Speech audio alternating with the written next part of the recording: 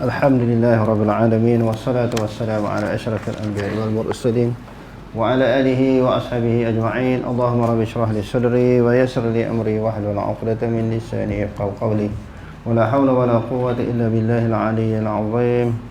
Allahumma la sahla illa ma ja'altahu sahla wa anta taj'alul hazna in syi'ta sahla. Rabbi yassir wa la tu'assir wa atsmi bil khair. Amma ba'd. Keinginan Umar Al-Faruq dikuburkan di samping baginda sallallahu alaihi wasallam. Sayyidina Umar radhiyallahu an diberi gelaran dengan Al-Faruq. Maknanya yang membezakan hak dan batil. Jadi tentang perjuangan, pemikiran, tindak tanduk yang dilakukan oleh Sayyidina Umar radhiyallahu anhu, dia sangat-sangat jelas di dalam sesuatu pendirian. Bila melihat di antara dua keadaan, antara hak dan batil, dia memilih akan hak, yakni kebenaran. Di antara sebab dia diberi gelaran Al-Faruq kerana dia membezakan hak dan batil ni di dalam keadaan sebelum dia masuk Islam, yakni di zaman jahiliyah. Masa tu dia tak tahu apa tentang kebenaran yang dibawa oleh Nabi SAW. Tetapi setelah dia nampak jelas terang Islam yang dibawa, petunjuk yang dibawa oleh Nabi SAW, dia meninggalkan kebatilan. Dia terus memilih akan hak, kebenaran Islam yang dibawa oleh Nabi. Jadi di dalam hadis yang kita akan baca ini, Sayyidina Umar radhiyallahu an, dia ingin apabila dia meninggal dunia dikebumikan di sisi Rasulullah SAW. Nak ceritanya, daripada masa hidup sampai ke mati, cinta kepada Rasulullah. Maknanya kecintaan kepada Rasulullah ni tidak pernah pudar, hilang atau pelenjak di dalam hati dia. Sampai dekat nak mati pun nak bersama dengan Rasulullah. Rasulullah wafat dulu sebelum daripada beliau. Dia wafat ni ketika dia jadi khalifah. Setelah Rasulullah wafat, dilantik Sayyidina Abu Bakar radhiyallahu an, khalifah yang pertama. Lepas Sayyidina Abu Bakar pula meninggal dunia, dilantik Sayyidina Umar. Jadi Imam Bukhari meriwayatkan hadis tentang bai'ah Sayyidina Uthman. Dalam bab tu, dalam tajuk itulah yang menceritakan di saat kematian Sayyidina Umar di penghujung usia dia, setelah dia ditikam oleh Abu Lu'lu'ah Al-Majusi. Abu Lu'lu'ah Al-Majusi ini tikam dia. Hasil daripada tikaman Abu Lu'lu'ah ini membawa kepada kematian Sayyidina Umar. Dia tikam dengan tombak beracun. Dia hidup beberapa hari, dia sakit teruk, sakit tenat, sehingga membawa kepada kematian beliau. Jadi ketika dia sangat-sangat sakit, yang dia rasa tak beberapa hari lagi dia akan meninggal dunia, dia pun perintahkan kepada anak dia Abdullah bin Umar supaya pergi bertemu dengan Aisyah radhiyallahu anha.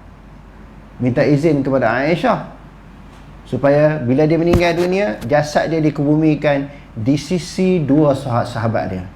Sahabat pertama Rasulullah, sahabat kedua Sayyidina Abu Bakar. Jadi cintanya kepada Rasulullah ni daripada hidup sampai ke mati. Seterusnya kita saksikan pula pencinta sejati lain, iaitu Umar Al-Khattab. Semoga Allah meridai beliau. Ketika beliau hendak meninggal dunia yang sementara ini, dunia sementara, akhirat kekal abadi, menuju ke alam kekal abadi, perkara yang amat penting bagi beliau adalah dikuburkan bersebelahan kubur Nabi SAW yang tercinta. Imam Bukhari meriwayatkan daripada Amr bin Maimun bahawa Umar Al-Khattab berkata, "Wahai Abdullah bin Umar, pergilah jumpa Ummul Mukminin Aisyah dan kata kepadanya, Umar mengirim salam kepadamu. Jangan engkau sebut Amirul Mukminin, kerana mulai hari ini aku bukan lagi pemimpin kaum mukminin." Dia kata, kamu pergilah, dia jumpa Aisyah. Dia beritahu kepada siapa? kepada anak dia. Dia kata, intalik ila Aisyata ummil mu'minin. Pergilah kamu bertemu dengan Aisyah. Aisyah ini dianggap sebagai ummul mukminin, ibu kepada sekalian orang yang beriman. Jadi kita tengok darjat kedudukan, martabat isteri-isteri Nabi ni sangat hebat. Dianggap ibu kepada siapa-siapa yang beriman. Isteri Nabi semua dianggap sebagai ibu. Dengan ibu sendiri boleh kahwin tak? Tak boleh kan? Dalam surah Al-Ahzab, Allah Subhanahu wa taala berfirman, janganlah kamu kahwin kepada mana-mana isteri Nabi setelah Nabi SAW meninggal dunia. Allah Ta'ala larang orang yang beriman ini kahwin dengan mana-mana isteri Nabi. Sedangkan bila Nabi wafat, sebahagian isteri dia bukan ada yang masih muda, seperti Aisyah radhiyallahu anha. Lalu kita pergilah kepada Aisyah ummul mukminin. Faqul yaqra'u alai faqul, beritahu kepada dia, yaqra'u alaiki Umarus salama, Umar bagi salam kepada kamu, wahai ummul mukminin. Wala taqul amirul mukminin, kamu jangan sebut dah bermula pada hari ini aku sebagai amirul mukminin. Sebab apa? Orang akan lantik khalifah lain, dia nak meninggal dah, sebagai pengganti beliau. Pada hari ini aku tidak layak lagi memegang jawatan sebagai amirul mukminin. Gelaran tersebut jangan disebut lagi. Aku bukan khalifah dah, kerana aku nak meninggal dunia. Tengok Saidina Umar, jawatan dia tu dia sendiri sebut, jangan sebut dah sebagai amirul mukminin. Pada hari ini aku bukan amirul mukminin lagi. Jadi orang Islam masa zaman Saidina Abu Bakar tak sebut amirul mukminin. Zaman Saidina Umar lah disebut dengan gelaran amirul mukminin kepada seorang khalifah. Faqul yasta'zinu Umar bin Khattab, kamu beritahu kepada Aisyah radhiyallahu anha, Umar bin Khattab minta izin ayyudfana ma'a sahibaihi, supaya dikebumikan bersama dengan dua sahabatnya, Rasulullah dengan Abu Bakar. Fasallama wasta'zana, lalu pergilah Abdullah bin Umar yang merupakan anak kepada Saidina Umar ni, lalu bagi salam kepada Aisyah radhiyallahu anha, minta izin masuk.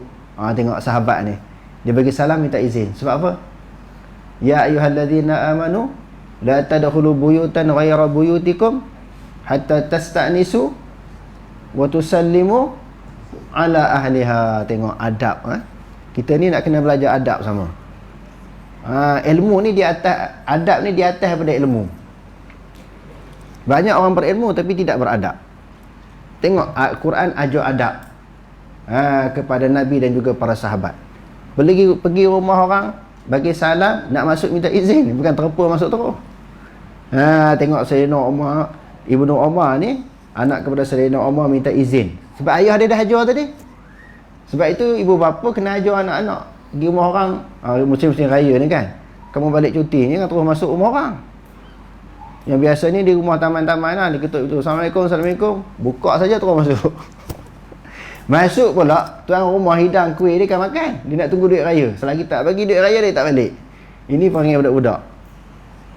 Jadi jangan terus masuk. Quran ajar bagi salam, lepas tu minta izin masuk.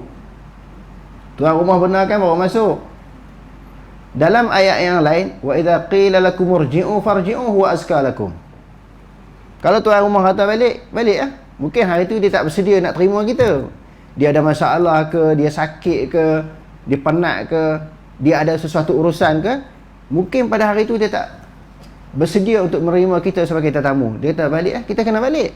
Tak boleh kata, apa tuan rumah ni, sombong lah. Tak perlu kata macam tu. Sebab Quran ajar macam tu. Bila suruh balik, balik.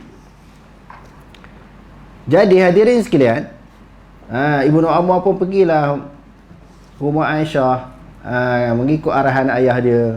Lalu pergi jumpa Aisyah, bagi salam, minta izin. Fa wajadaha qa'idatan tabki. Tiba-tiba dapati Aisyah sedang duduk dalam keadaan menangis. Dia duduk di dalam keadaan menangis. Sebab apa? Amirul Mukminin nak meninggal dunia, khalifah, sahabat suami dia iaitu Rasulullah sallallahu alaihi wasallam nak meninggal dunia. Faqala yaqra'u alayki Umar bin Khattab as-salama. Sayyidina Umar kirim salam kepada kamu wahai ummul mukminin. Wa yasta'zinu an yudfana ma'a sahibai, dan dia minta izin untuk dikebumikan berserta dengan dua orang sahabat dia. Sebab apa nak minta izin? Sebab jenazah Rasulullah sallallahu alaihi wasallam dikebumikan di mana? Bukan tanah perkuburan biasa. Sebab tu dia minta izin. Dikebumikan di mana? Dalam rumah Aisyah radhiyallahu anha. Kerana Nabi wasiat kalau aku mati besar, di mana aku saja meninggal dunia, di situ dikebumikan aku. Lalu kebetulan meninggal dunia di rumah Aisyah radhiyallahu anha dan di pangkuan Aisyah. Sebab tu di dalam Sahih Bukhari kita dah belajar, bila setelah Rasulullah wafat, orang duk cerita macam-macam. Duk cerita Rasulullah sebelum wafat dia wasiat kepada Sayyidina Ali sebagai ganti beliau menjadi khalifah. Dan macam-macam riwayat yang sampai kepada Aisyah radhiyallahu anha. Riwayat dan juga maklumat, berita-berita sampai kat telinga dia. Rasulullah nak meninggal dunia, Rasulullah sebut gini-gini, wasiat kepada Sayyidina Ali, ummati. Dia kata, dia meninggal di atas riba aku. Aku dengar sendiri apa yang dia cakap. Dia tak sebut ummati pun. Dia tak sebut pun wasiat kepada Sayyidina Ali jadi khalifah. Yang ni Syiah duk cerita kan. Ada wasiat. Kalau tuan-tuan baca di dalam kitab Kanzul Mutawari yang dikarang oleh Maulana Zakaria Al-Kandahlawi. Sebab Aisyah kata macam tu sebab dia dengar maklumat macam-macam. Rasulullah dah wafat. Orang kata ada hadis. Sekarang ni pun lagi dah banyak. Masa tu orang duk kata Rasulullah ni ada pesan ni, wasiat ni. Aisyah kata, aku tak dengar pun. Dia mati tak ibu aku. Yang dia sebut Allahumma rafiqul a'la. Tak sebut ummati. Tak ada wasiat pun daripada Rasulullah supaya siapa daripada kalangan ahli bait menjadi khalifah. Terserahlah kepada urusan Islam, orang Islam pada ketika itu nak lantik siapa. Tapi Rasulullah dah bagi isyarat. Di antara isyarat yang Rasulullah bagi sebelum dia wafat beberapa hari, dia perintahkan Aisyah radhiyallahu anha pergi panggil Sayyidina Abu Bakar untuk ganti dia menjadi imam. Muru Abu Bakrin lis-salah. Panggillah Abu Bakar untuk jadi imam pengganti aku. Aisyah kata, Abu Bakar, inna Abu Bakrin araqqu quluban. Abu Bakar ni orang yang sangat lembut hati. Dia tak boleh nak sembahyang. Bukan dia tak boleh nak sembahyang ni, dia tak sembahyang. Dia takbir saja Allahu Akbar, dia mesti menangis. Macam mana dia nak meneruskan sembahyang? Dia tak boleh jadi imam, wahai Rasulullah. Rasulullah kata, pergi suruh dia juga. Akhirnya pujuk Aisyah pergi dah panggil Abu Bakar. Abu Bakar ni kata, selama mana Rasulullah masih hidup, aku tidak layak menjadi imam. Punya segan, punya takut, punya hormat Rasulullah. Tapi dah Rasulullah hajat juga. Aisyah kata dia berhajat nak panggil ayah supaya jadi imam juga. Daripada hadis ini tuan-tuan, Imam Bukhari meletakkan satu tajuk di dalam sahihnya, Ahlul ilmi wal fadli ahaqqu bi imamah. Orang alim dan orang yang ada jawatan dalam masyarakat, dia lebih berhak jadi imam. Dia tak letak qori. Imam Bukhari tidak meletakkan qori yang paling layak, yang paling aula, yang perlu didahulukan menjadi imam. Imam Bukhari tengok sebab apa? Hebatnya Imam Bukhari ni, dia faqih. Selain dia dipanggil Amirul Muhaddisin, dari Amir maknanya ketua ulama-ulama hadis ini, di samping dia pakar tentang hadis, dia pakar juga tentang fiqh. Bahkan setiap hadis yang dia tengok tu, dia ada hukum fiqh dia. Dia boleh istinbat hukum. Kalau kita mengiktiraf, mengakui, menghormati kehebatan, keilmuan a'immatul arba'ah, imam yang 4, Syafi'i, Hanbali, Maliki, Hanafi kan, Imam Bukhari tak kurang juga alim tentang fiqh. Orang duk terkenal dia alim tentang apa? Hadis dia. Fiqh pun dia alim. Sebab tu dia tidak berpegang kepada mana-mana mazhab yang 4 ni. Dia tak berpegang kepada mana mazhab. Dia pegang mazhab apa? Mazhab dia sendirilah. Fiqhul Bukhari fi tarajjumihi. Fiqh Imam Bukhari ini ulama-ulama kata berdasarkan kepada turjamatul bab yang ada dalam Sahih Bukhari. Sangat alim Imam Bukhari ini. Bukan sahaja keilmuan dia tentang hadis, bahkan tentang ilmu fiqh. Bila dia tengok hadis tu, dia nampak, oi, Rasulullah masa tu Ubay bin Ka'ab seorang qari di zaman Rasulullah. Rasulullah tak lantik dia jadi imam. Semasa Rasulullah sakit tenat sebelum menghembuskan nafas yang terakhir, dia tak lantik Ubay bin Ka'ab. Dan beberapa orang lain daripada kalangan sahabat yang merupakan qari. Dia lantik orang faqih. Ahlul ilmi wal fadli ahaq bi imamah. Orang yang berilmu dan orang yang mempunyai kedudukan jawatan di dalam masyarakat, dia lebih utama menjadi imam. Jadi hebatnya Abu Bakar. Bini kan Abu Bakar orang lantik Sayyidina Umar. Sayyidina Umar pergi minta izin kepada dia suruh anak dia minta izin kepada Aisyah nak tanam di sisi dua orang sahabat dia, kerana dalam rumah dia. Sebab tu kena minta izin kepada tuan rumah. Kan jenazah tu ada dalam di rumah. Asal-asalnya memang rumah Aisyah lah. Sekarang ni dah rumah tu dah tak ada lah. Maka dibesarkan masjid kan, Masjid Nabawi, maka dirobohlah rumah tu. Jadi dapati Aisyah ni dalam keadaan sedang menangis. Lalu Ibnu Umar kata, ayah aku kirim salam. Dia tak kata Amirul Mukminin yaqra'u alaika Umar.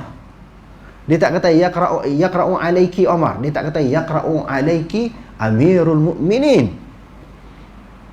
Sebab ayah ada pesan, hari ni jangan sebut Amirul Mukminin. Dah aku nak mati dah ni, aku bukan Amirul Mukminin pada hari ini. Jadi dia pun sampailah hajat ayah dia. Dia minta izin supaya nak dikebumikan di sisi dua orang sahabat dia. Faqalat kuntu uriduhu li nafsi. Aku sebenarnya, aku sendiri yang nak dikebumikan di situ kalau aku mati besok. Itu tempat aku. Abu Bakar ayah dia, lepas tu Rasulullah suami dia. Akulah yang paling layak duduk di situ. Sebenarnya aku inginkan aku dikebumikan berhampiran dengan Rasulullah. Dia duduk cerita-cerita lama dah. Ayah dia, Rasulullah suami dia, lepas tu dia. Wala usiranna bihi al-yawm ala nafsi. Tetapi aku mengutamakan Sayyidina Umar lebih daripada aku sendiri. Itu yang kita baca Al-Quran sebut dalam suratul Hasyr, wa yu'thiruna ala anfusihim walau kana bihim khassasah. Sifat orang-orang Ansar dan juga para sahabat, mereka mengutamakan orang lain walaupun mereka sendiri berhajat. Apa-apa hajat mereka, makan, minum, tempat tinggal dan sebagainya, lebihkan orang lain walaupun mereka perlu. Kita tengok Aisyah radhiyallahu anha pula, disebut di dalam hadis ni, aku teringin nak mati dikebumikan di sisi suami aku Rasulullah dan ayahku Abu Bakar, tapi dah Sayyidina Umar minta diutamakan Sayyidina Umar. Aku lebihkan, dia kata, pada hari ini aku utamakan orang lain. Falamma aqbala qila, apabila dia balik, lalu khodam bersuruh kepada Umar, kata, hadza Abdullah ibn Umar qad jaa. Dia baliklah. Wahai Sayyidina Umar, anak kamu dah balik. Apa berita tak tahu, dia nak cerita. Aisyah ni bagi izin ke tak bagi izin ni? Jadi gobra juga.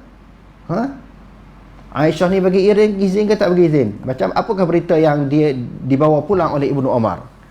Qala irfa'uni, angkat aku. Dia kan dia tidur, angkat aku. Orang sakit kan biasa tidur kan? Angkat dia. Irfa'u fa asnadahu rajulun ilaihi. Lalu Sayyidina Umar disandarkan berhampiran kepada lelaki, maknanya pesuruh ataupun khadam. Faqala ma ladaik, apakah berita di sisimu? Qala alladhi tuhibbu ya Amirul Mukminin. Anak dia kata, berita yang aku bawa ini adalah berita yang kamu suka, berita yang menyeronokkan kamu wahai Amirul Mukminin. Azinat, dia telah bagi izin. Aisyah dah bagi izin. Qala, lalu jawab Sayyidina Umar, alhamdulillah, segala puji bagi Allah. Tak ada apa yang dia sanggup, yang dia mampu luahkan, lahirkan, ungkapkan ketika menerima berita yang seronok menggembirakan ini. Dia kata, alhamdulillah, maka min syai'in ahammu ilayya min zalik. Tidak ada suatu perkara yang penting kepada aku melainkan aku diberi izin untuk dikebumikan di sisi Rasulullah sallallahu alaihi wasallam. Tadi kita sebut Dema ni masa hidup tak sanggup berpisah dengan Rasulullah, mati pun nak dikumikan di sisi Rasulullah sallallahu alaihi wasallam. Nak ceritanya apa? Sayang sangat, cinta sangat kepada Rasulullah ni. Fa idza ana qadaitu fahmiluni, kalau aku mati besok, usunglah aku, bawalah aku, summa sallim, batu bagilah salam kepada Aisyah, faqul yasta'zinu Umar ibn Khattab. Dia beritahu sekali lagi. Tadi minta izin, dah bagi dah. Kalau betul-betul mati, minta izin sekali lagi. Minta izin sekali lagi. Fa in azinat li fa adkhiluni. Kenapa dia tak kata fadkhulu? Ni budak-budak kitab ni. Kenapa dia kata fa adkhiluni? Apa beza fa adkhilu dengan udkhulu? Jawab. Siapa yang hafal matan bina ni? Malam ni kalau boleh jawab dapat RM10. Angkat tangan. Siapa pelajar kitab Siapa yang pertama angkat tangan, sekolah bagi RM10 Apa beza fadkhulu dengan fa'adkhilu? Apa beza? Pelajar kitab. Angkat tangan. Bezakan terjemahan. Apa dia? Apa dia? Kuat-kuat. Taklah. Naik RM10 lagi, RM20. Sekolah bagi RM20. Ni nak kena faham terjemahan ni. Apa beza fadkhulu dengan fa'adkhilu? Sekali lagi. Okey, apa? Fadkhulu maka masuklah. Fa'adkhilu maka dimasukkan. Masuklah. Okey, Saleh dapat RM20 Malam ni Saleh dapat RM20. Besok kita naik lagi. RM30, RM40, RM50 sampai RM100. Okey, lepas ni boleh tuntut di pejabat Saleh bagi RM20. Okey Masuklah olehmu akan daku. Kalau udkhulu, kenalah kamu masuk. Ni bawalah mayat aku masuk. Kerana bila aku dah mati, mana mayat boleh masuk sendiri dalam kubur. Fa in raddatni rudduni ila maqabiril muslimin. Kalau dia tak bagi izin aku mati besok nak dikebumikan di sisi Rasulullah, tanamlah aku di mana-mana kubur orang Islam. Tak apa. Dia tak berasa hati, cuma dia hajat dia hantu. Dia mempunyai keinginan yang kuat. Kalau Aisyah tak benar kan, besok aku mati besok nak tanam di rumah dia di perkuburan Rasulullah, berhampir-hampir dengan Rasulullah, tanamlah di kubur mana-mana orang Islam. Wa ja'athumul mu'minin Hafsah, datang pula umur mukminin Hafsah. Siapa Hafsah? Siapa pula Hafsah? Yang disebut umur mukminin juga. Maknanya isteri salah seorang daripada isteri Rasulullah, anak kepada Sayyidina Umar. Marilah pula sebab apa? Ayah nak meninggal dunia ni.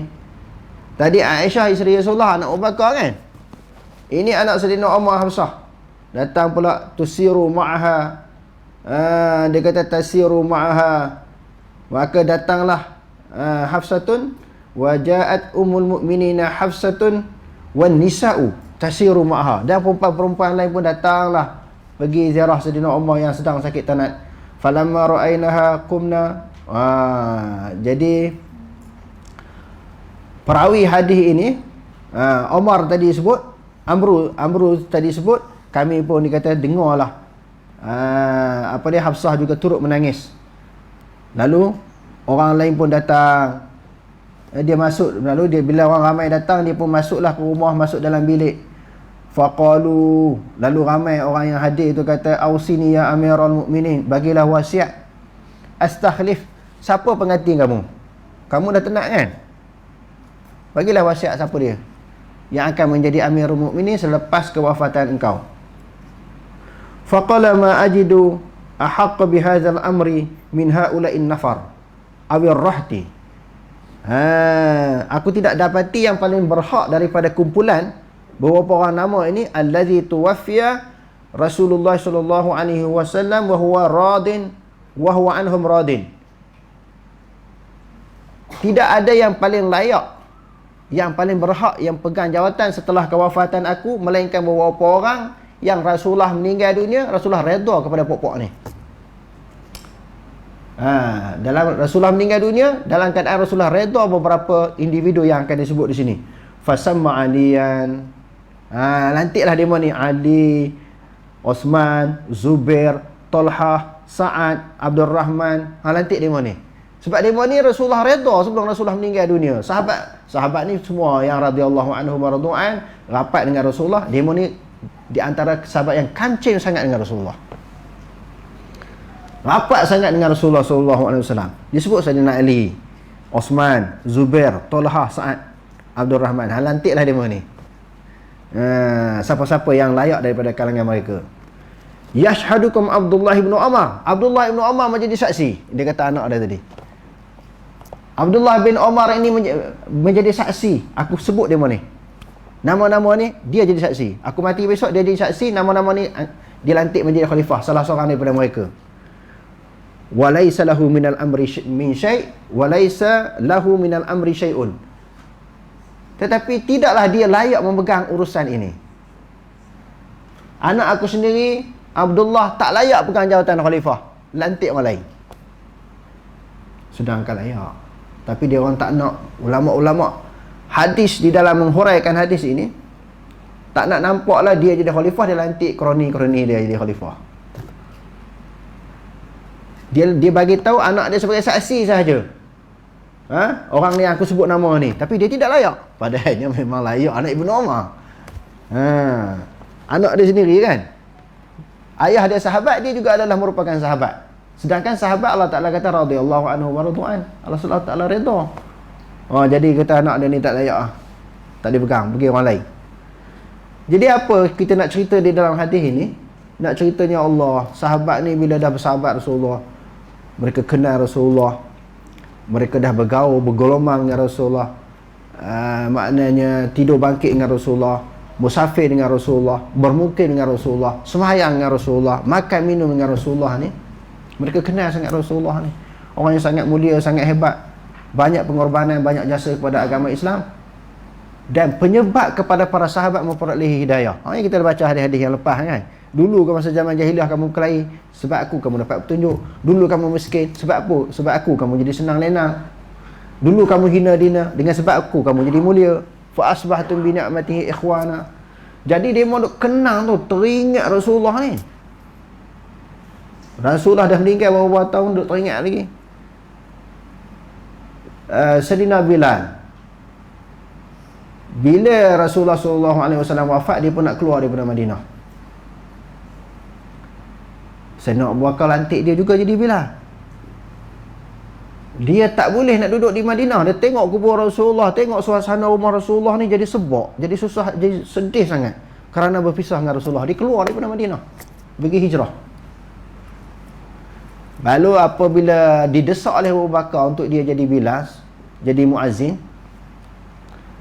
Bilal tanya balik, kamu memerdekakan dulu tu, memerdekakan aku dulu, kamu nak balasan ke? Kan dia dulu kan hamba Bilal bin Rabah ni, kena belasah kenapa kan? Yang dia ada perkataan yang dia sebut ahad. Bila dia belasah oleh orang kafir, letak batu yang besar atas dada dia, ikat tangan, heret di tengah-tengah padang pasir kan? Suruh jadi murtad balik, dia kata ahad. Datang Abu Bakar yang bebaskan dia, memerdekakan dia. Oh, kerana tu ke kamu nak ungkit balik?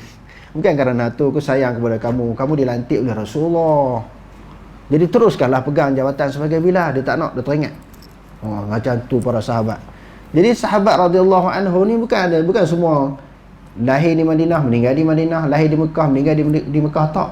Rasulullah wafat sahaja, mereka bertebaran seluruh dunia, pergi musafir, ajak orang dakwah kepada Islam. Sebab tu sahabat-sahabat ada yang meninggal di luar negara. Ada di luar daripada Madinah, di luar daripada Mekah. Dan semasa saya duduk di Karachi, ada seorang disebut oleh guru saya, kami pergi ziarah kubur ni, kubur seorang sahabat Nabi. Saya tak ingat bila dia baca hadis tu, ini sahabat Nabi. Beberapa hari selepas tu dia bawa kami pergi ziarah kubur sahabat. Jadi nak ceritanya apa dia? Bahawa sahabat ni keluar, dia bila dia meninggal dunia di luar daripada Mekah dan Madinah di atas tujuan dan maksud untuk menyampaikan dakwah. Tapi tak adalah kalangan sahabat ni yang datang ke Malaysia, meninggal di Malaysia ke, tak ada. Nabi-Nabi pun tak ada. Sebab kita kena tengok sejarah Malaysia lahir bila, Pakistan, India bila kan. Jadi nak cerita itulah maknanya kecintaan para sahabat kepada baginda Nabi SAW. Sama ada ketika mereka masih hidup bersama Rasulullah ataupun Rasulullah telah meninggal dunia. Jadi mereka nak dikebumikan di sisi Rasulullah SAW, tak nak berpisah dengan kekasih mereka. Wallahu alam, aqulu qawli hadza wastaghfirullahal azim li wa lakum. Assalamualaikum warahmatullahi taala wabarakatuh.